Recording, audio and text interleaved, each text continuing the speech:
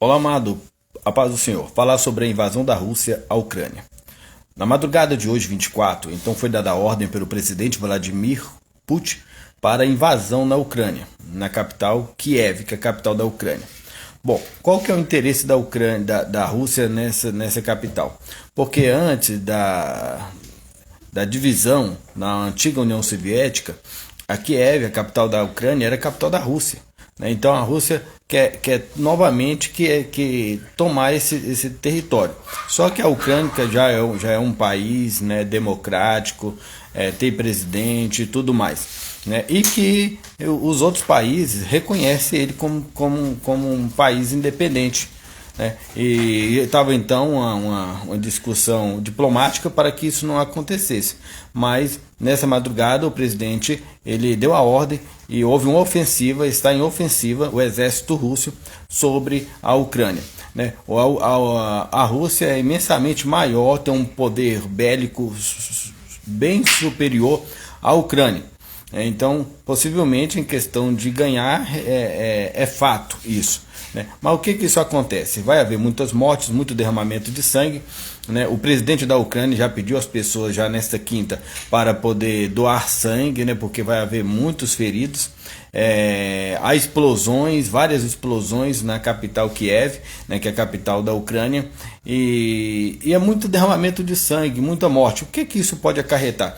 Bem, se os outros países, Estados Unidos, Alemanha, França, Japão, eles aplicaram algumas sanções sobre a Rússia, mas sanções leves na economia, né, bloqueio de alguma coisa, mas que não afeta. A Rússia está preparadíssima para esta ofensiva, para esta guerra. E o Vladimir Putin disse que se algum país intervir, vai ver uma ação da Rússia como o mundo nunca viu. Então a Rússia é poderosíssima nesse quesito, né? Então ela tem o aliado dela, a China, que também é um país poderoso, né? No material bélico. Então pode desencadear uma terceira guerra mundial? Pode. Né? É pouco provável, porque nenhum país, eu acredito, que vai intervir nisso aí para poder entrar numa guerra, mas pode acontecer. Economicamente falando, vai haver dificuldade na economia mundial. A Rússia é um produtor gigante de petróleo e sabe que muitos países, inclusive o Brasil, depende do petróleo, né? Depende da moeda, na verdade, na moeda do dólar. Então, havendo uma dificuldade no petróleo, a moeda sobe, o dólar sobe e aí reflete aqui no Brasil e em outros países também.